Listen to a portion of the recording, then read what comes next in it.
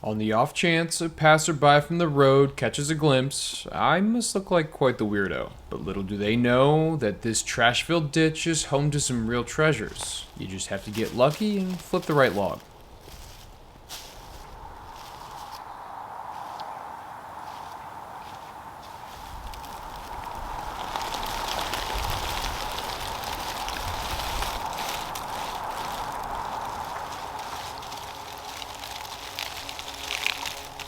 Oh, hello.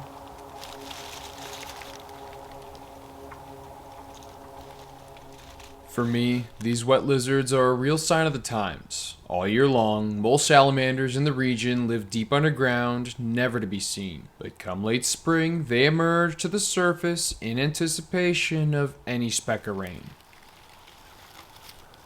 Okay. Let's get you back. Let's get you back in the hole. What do you say? There you go.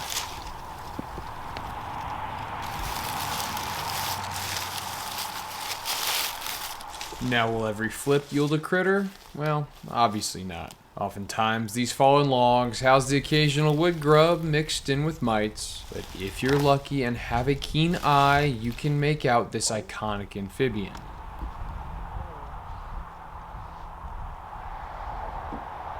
Now, it ought to be noted that this had been a particularly dry spring, so the underbrush crunched with a rather sharp snap, and the vernal pool remained mostly quiet. All it would take to kickstart life was one good thunderstorm, but for the time being, this didn't really bode well for the resident amphibians. And it looked like some tried to get an early start to this party, but to no real effect.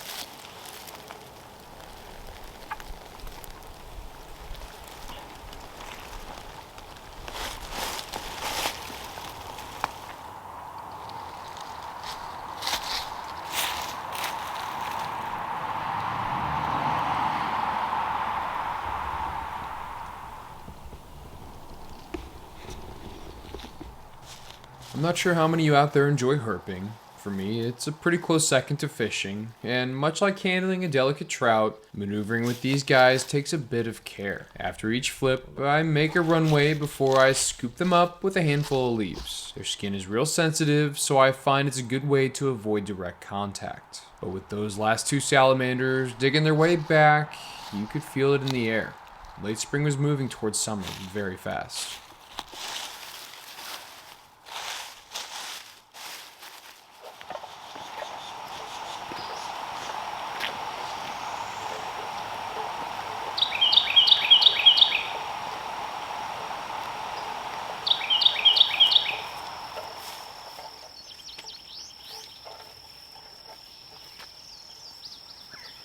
The lush walls of both field and forest hide one of my favorite trout streams on planet Earth, and I really do mean that. It could be argued that this is one of the more challenging streams on the Blue Ribbon Circuit. Just a stone's throw from St. Louis, Missouri, sits the exact place where I fell in love with wild rainbow trout. Every time I step foot, I always chuckle because it's so funny how much life is in this stream. I must have just barely missed this cloud of PMDs hatching with the haze, even in the water.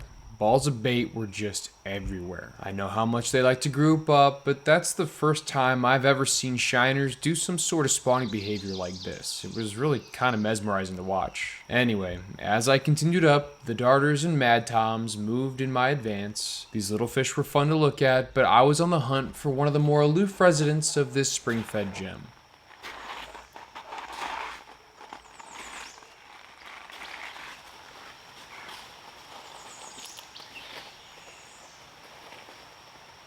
Counting all the casts at this little speck of water would be tough. We've known each other for a while. Well, long enough anyway to be familiar with her many quirks. Tiny riffle pockets mixed in between the wide open lagoons can be a handful to manage. These wild rainbows are spooky by nature, so you have to respect their distance. But then again, quarters get tight, and you have to get up in their grill just to fling something near their face. I've been conditioned to the side of silver, darting in the opposite direction to the nearest logjam. Folks, you'll spook more than you'll ever catch. But the walk's always beautiful, so really, I don't mind.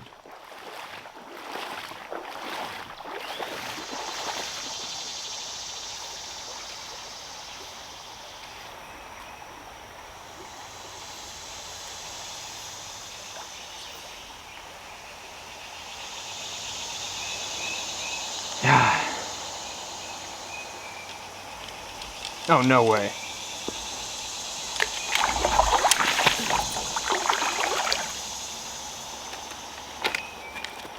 As I was reeling up, no stinking way. Oh, baby. That's what we're after. No way.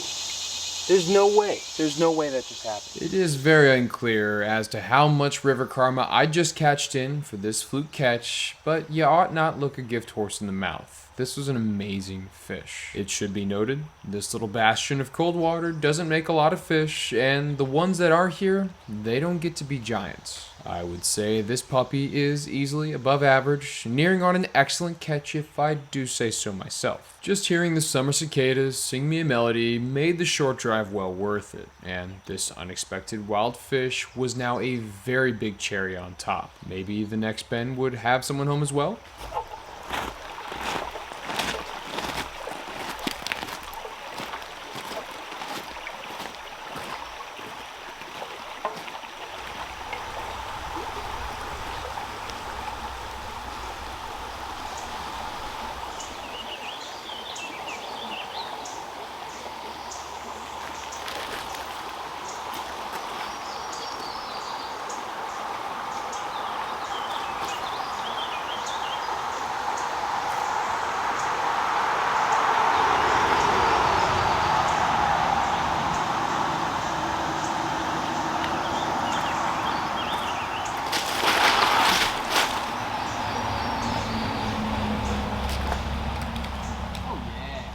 I'd like to think there's a younger version of myself out there somewhere smiling down, knowing I still got the chops to trick a Blue Springs Creek rainbow. They say these little guys are the direct descendants of Stockton McCloud red bands from many years ago. Personally, I love the lore, and their vibrant colors don't help with those rumors. Regardless of where you're from, I'm glad you're still here. Until next time, old friend. Now, even though I felt the momentum shifting in my direction, I was already at the bridge. This was only ever meant to be a morning fishing one of my favorite streams, and I had another stop to make.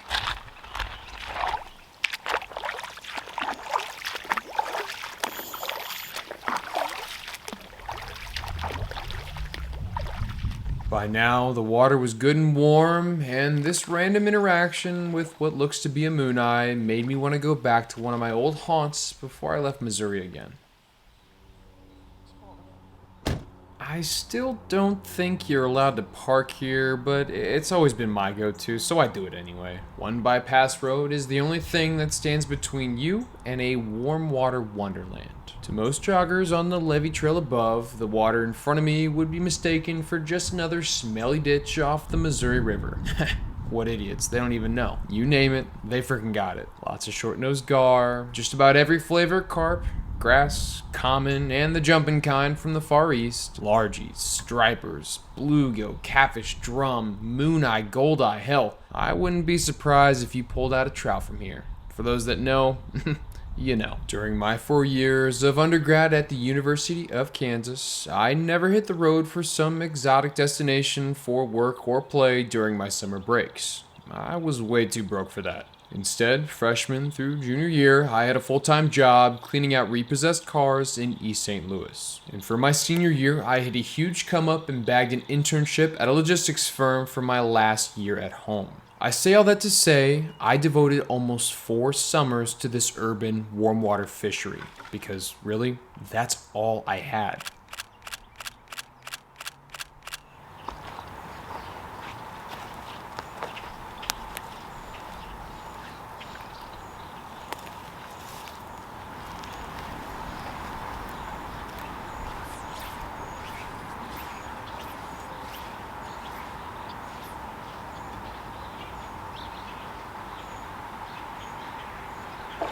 Oh! No way.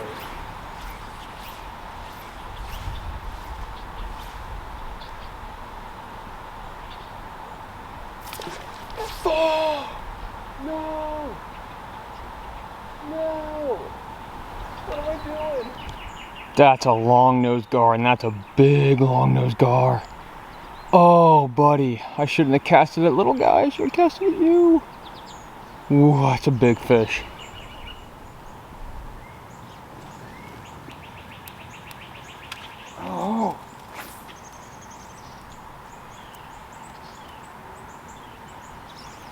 I don't know how to set the hook on these guys.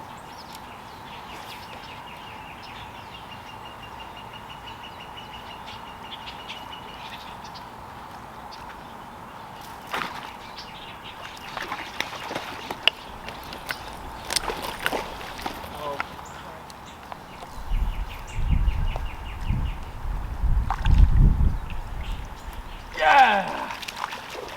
Yeah, baby! We got ourselves a gar. How about that?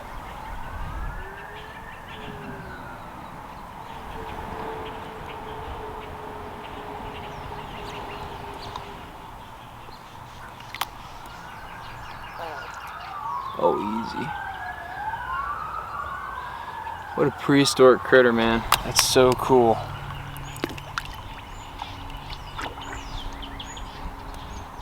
Thanks, buddy. Despite what a lot of folks think, this kind of fishing is far from easy, and I can remember weeks on end without truly landing my slimy quarry. Sure, the resident gar were always eager to take a snap at my poorly tied streamer, but they were never the real prize. If you could find a feeding grass carp or an eager common carp like this one, like this one, I might have to take cast. Oh, come on.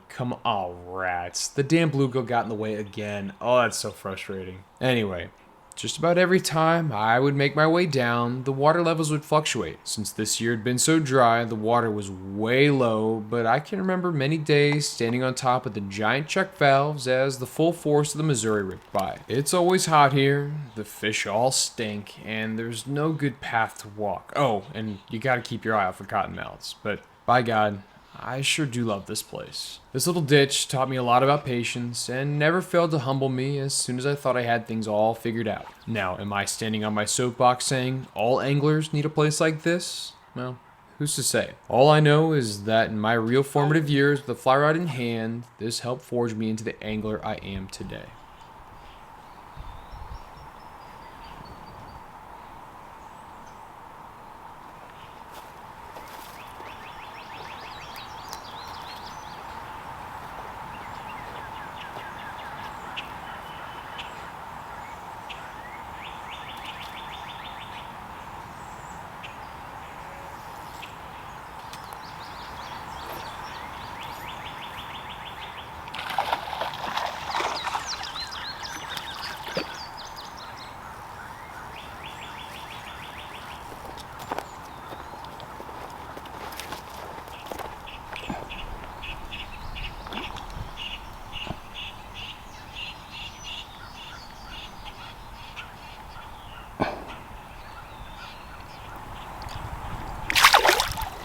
See ya.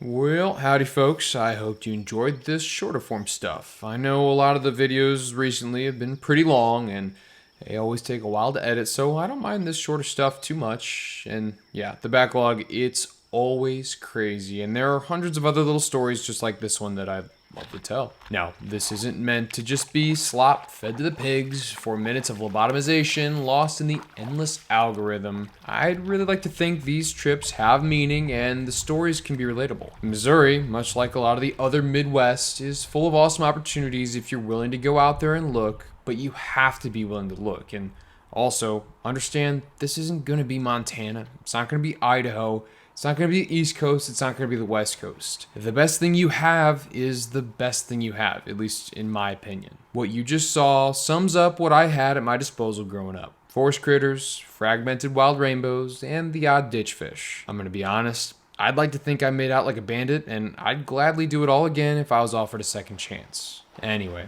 that's more than enough from me. Wherever you find yourself, be it in the woods looking for salamanders or in some drainage ditch corralling carp, I sure hope you keep those feet in the water, and until next time, tight lines.